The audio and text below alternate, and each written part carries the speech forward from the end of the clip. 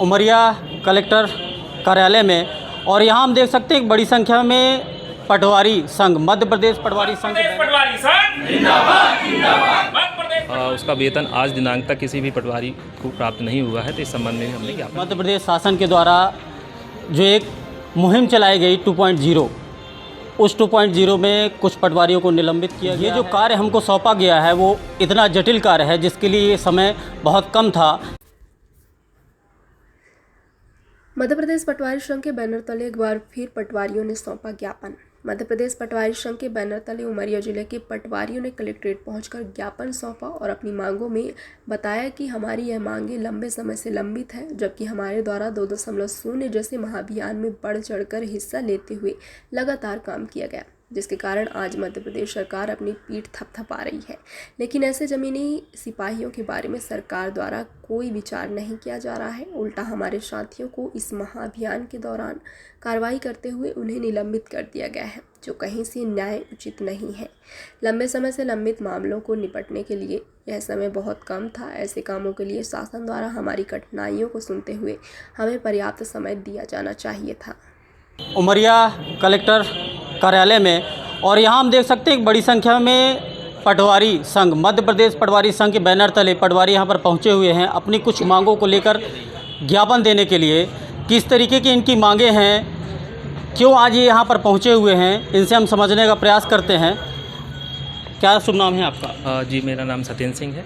वर्तमान में मैं उमरिया ज़िले में जिलाध्यक्ष हूँ। किस तरीके की मांगें हैं आज आप ज्ञापन सौंपते आए? हमारी 11 सूत्री मांगें हैं, जिनमें से मुख्यतः 2 मांगें हैं प्रदेश स्तर पर पटवारियों पर राजस्व सेवा महाअभियान 2.0 में कार्रवाइयाँ की गई हैं, उसे वापस लेने के संबंध में प्रदेश के समस्त जिलाध्यक्ष और समस्त पटवारीगण आज एकजुट होकर के ज्ञापन अपने अपने ज़िलों में सौंपेंगे। पहला। दूसरा बिंदु हमारा मुख्य है कि हड़ताल अवधि का वेतन, पिछली हड़ताल जो हुई थी उसका वेतन आज दिनांक तक किसी भी पटवारी को प्राप्त नहीं हुआ है, तो इस संबंध में भी हमने ज्ञापन दिया है।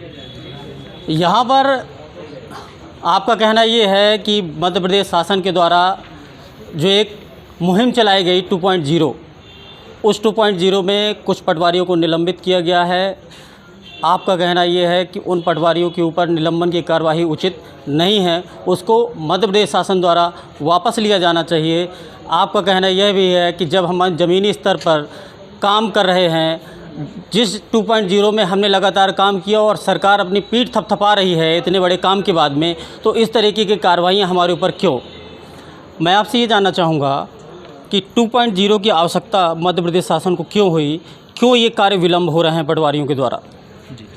जी, मैं आपको थोड़ा सा पीछे ले जाना चाहूँगा, क्योंकि नक्शा तरमीम और ई-KYC का कार्य राजस्व महाअभियान के तहत 2.0 में मुख्य रूप से किया गया है।